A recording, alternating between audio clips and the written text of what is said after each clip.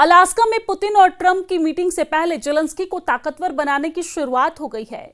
Europe को इस बात का यकीन हो गया है कि डोनाल्ड ट्रंप यूक्रेन को बड़ा धोखा दे सकते हैं और इसी को लेकर अब यूरोप के डोनाल्ड ने पुतिन को बहुत बड़ी धमकी दी है। यूरोप के डोनाल्ड ने कहा है कि जेलेंस्की को हारने नहीं देंगे। रिपोर्ट देखिए।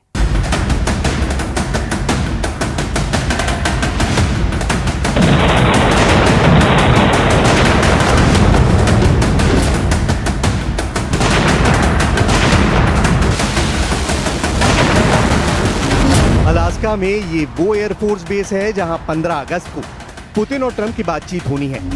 एंकरेज शहर में ये एल्मेंडॉफ मिलिट्री बेस है। इस अड्डे को यूक्रेन पर सबसे बड़ी मीटिंग के लिए तैयार कर दिया गया है। क्या इस मीटिंग में यूक्रेन के युद्ध को लेकर जमी बर्फ पिघलेगी या फिर इस मिलिट्री बेस से नजर आने वाले अलास्का के बर्फीले पहाड़ उसे और कई सालों तक जमा देंगे? यानी युद्ध और तेज होगा और खतरनाक होगा और पूरा यूरोप उसमें खिंचा चलाएगा।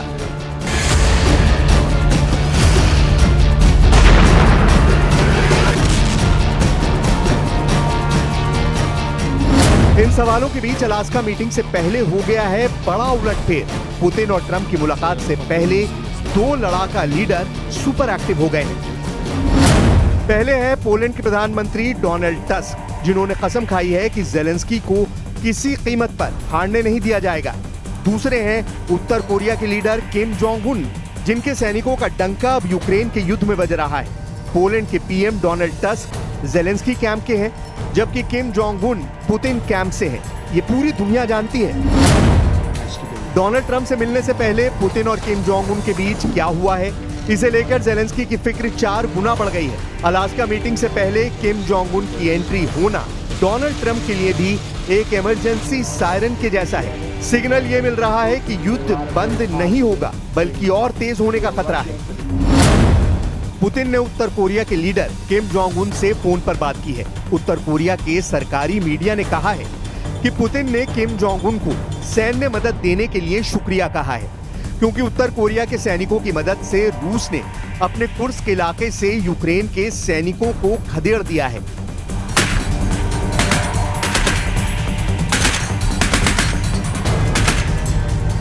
조선민주주의인민공화국 국무위원장 김정은 동지께서 러시아 연방 대통령 울라지미르 부친 동지와 8월 12일 전화 대화를 하셨습니다.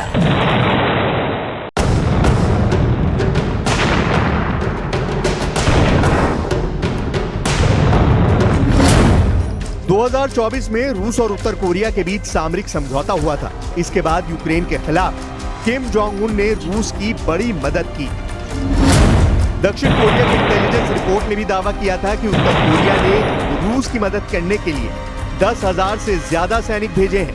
अब उत्तर कोरिया भी सैन्य मदद की पुष्टि कर रहा है, लेकिन इस वक्त मुद्दा है पुतिन और ट्रंप की मुलाकात।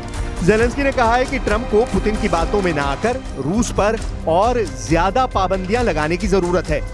Ми чітко розуміємо загрози.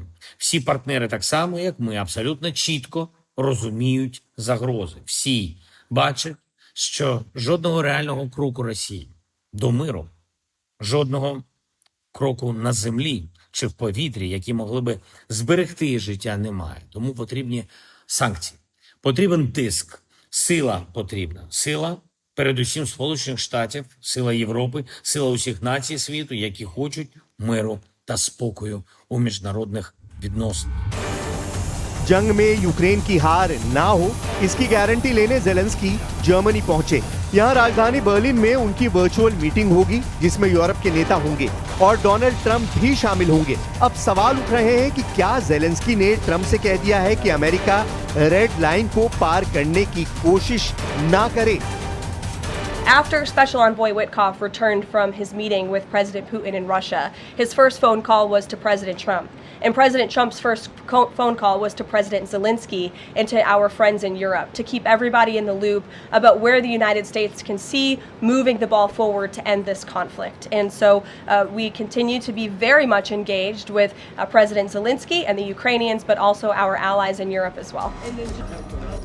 पुतिन और ट्रंप की मीटिंग को लेकर सबसे ज्यादा यूरोप घबराया हुआ है, क्योंकि डोनाल्ड ट्रंप ने कह दिया है कि जमीन की अदला बदली करनी होगी। अगर ऐसा हुआ तो यूक्रेन की हार पक्की है और यूरोप ये होने नहीं देगा। सवाल है कि क्या जेलेंस्की को एक डोनाल्ड धोखा देगा और क्या दूसरा डोनाल्ड यूक्रेन को बचाने के लिए युद्ध में कूद पड़ेगा। एक तरफ जेलेंस्की को खतरा डोनाल्ड ट्रंप से है और दूसरी तरफ उनकी मदद को तैयार हैं पोलैंड के प्रधानमंत्री Donald tusk. To znaczy Ukraina nie może tej wojny przegrać i nikt nie ma prawa wywierać presji na Ukrainę, jeśli chodzi o ustępstwa terytorialne czy inne decyzje, które pachniałyby kapitulacją. एक बात साफ है कि Ukraine को जिताने के लिए Zelensky से ज्यादा दूसरे देशों के लोग जुटे हुए हैं। इसमें नेटो के बड़े बड़े देश शामिल हैं। अमेरिका भले अभी हथियारों की मदद दे रहा हो, लेकिन जमीन पर जेलेंस्की के साथ नेटो के सैनिक ही मौजूद हैं। ये दावा पुतिन की तरफ से बार बार किया जाता रहा है। अब पोलैंड कह रहा है कि यूक्रेन को हारने नहीं देंगे, क्योंकि यूक्रेन की हार का मतलब बहुत गहरा है और इसका दूरगामी असर होगा। European leaders are currently trying to strike a tricky balance between trying to keep the US on board because they are still dependent on US military assistance to some degree. They are only now gradually trying to bolster their defense capabilities and acquiring more independence from the US security umbrella. But on the other hand, indeed, they understand that they might have that there will be tensions between the US position and European leaders' position on what a durable ceasefire and acceptable terms for ending the war in Ukraine might be. डर यही है कि Ukraine और Putin की जंग और तेज होगी और इसमें सबसे बड़ी भूमिका यूरोप की होने वाली है। इस बात की गारंटी यूरोप के 5 रिंग लीडर दे रहे हैं। पहले ring leader Vladimir Zelensky. Zelensky ने ट्रंप की सलाह के बावजूद यूरोप को युद्ध के लिए तैयार कर लिया है। दूसरी रिंग लीडर इटली की प्रधानमंत्री जॉर्जिया मेलोनी। मेलोनी ने यूक्रेन के लिए नेटो के आर्टिकल 5 में बदलाव करने का सुझाव दिया है। तीसरे रिंग लीडर फ्रांस के राष्ट्रपति इमैनुअल मैक्रो। मैक्रो अब यूरोप में बना रहे हैं परमाणु कवच। चौथे रिंग लीडर ब्रिटेन के पीएम केयर स्टारमर ने हथियार बनाने वाली कंपनियों को एक्टिव कर दिया है।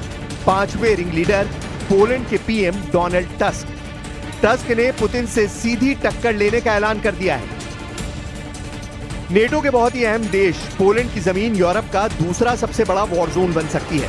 इस बात का खतरा पोलैंड के प्रधानमंत्री को सताने लगा है। पोलैंड और नेटो की तैयारी देखकर पुतिन के होश उड़ सकते हैं। यहां युद्ध हुआ तो समझ लीजिए कि ट्रंप और पुतिन दोनों मुश्किल में पड़ सकते हैं। एक तरफ डोनाल्ड ट्रंप है और दूसरी तरफ डोनाल्ड टस्क। ट्रंप अमेरिका के राष्ट्रपति और टस्क पोलैंड के प्रधानमंत्री। डोनाल्ड टस्क ने इस वक्त डोनाल्ड ट्रंप ही नहीं, पुतिन के लिए तनाव का लेवल कई गुना बढ़ा दिया है।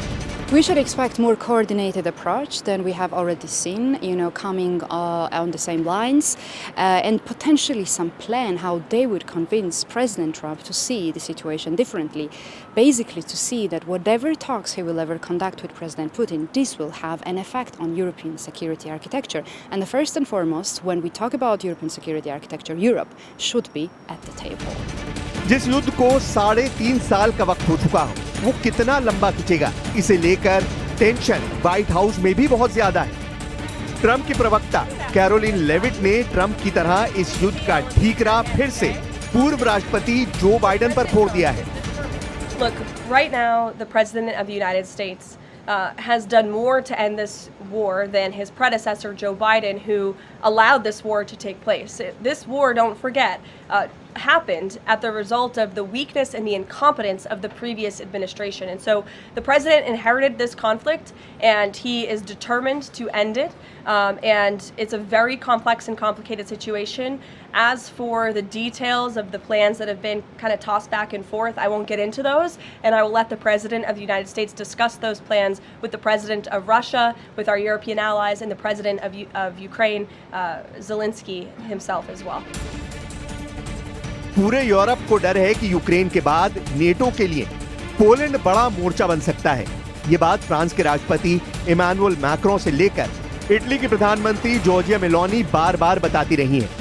अब इस बात का एहसास पोलैंड के प्रधानमंत्री डोनाल्ड टस्क को हो रहा है, क्योंकि यूक्रेन के बाद यूरोप की तरफ बढ़ते हुए अगला देश पोलैंड है। इसलिए रूस के बड़े खतरे को देखते हुए पोलैंड में युद्ध की बड़ी तैयारी की जा रही है। पोलैंड में हर पुरुष को सेना की ट्रेनिंग दी जा रही है। पोलैंड की सेना में 2 लाख सैनिक है। अब इसकी तादाद 5 लाख तक करने का इरादा है। पोलैंड का रक्षा बजट 5% तक बढ़ाया जा रहा है। डोनाल्ड टस्क ने कह दिया है कि वो किसी भी कीमत पर नहीं चाहेंगे कि रूस इस जंग को जीते। No, nie ulega wątpliwości, że w interesie Polski jest, aby Rosjanie wyszła zwycięsko z tej konfrontacji i żeby cały czas, i mam nadzieję, że skutecznie, przekonywać prezydenta Trumpa do tego europejskiego stanowiska. NATO की force को साफ लग रहा है कि Putin का अगला target Ukraine के बाद पोलैंड बन सकता है। यही वजह है कि पोलैंड की फोर्स हाई अलर्ट पर है और अब वहां के पीएम डोनाल्ड टस्क ने सेना की तादाद बढ़ाने का फैसला लिया है। पोलैंड की आबादी 3.5 करोड़ से ज्यादा है और इनमें 18 साल से ऊपर हर पुरुष को मिलिट्री ट्रेनिंग का मतलब है एक बहुत बड़ी सेना। अगर पोलैंड के प्रधानमंत्री डोनाल्ड टस्क का प्लान ट्रैक पर रहा तो 1.5 करोड़ से ऊपर की आबादी को मिलिट्री ट्रेनिंग दी जाएगी। सवाल है कि क्या यह मुमकिन है? क्या पोलैंड अब आर या पार वाले युद्ध की तैयारी कर रहा है?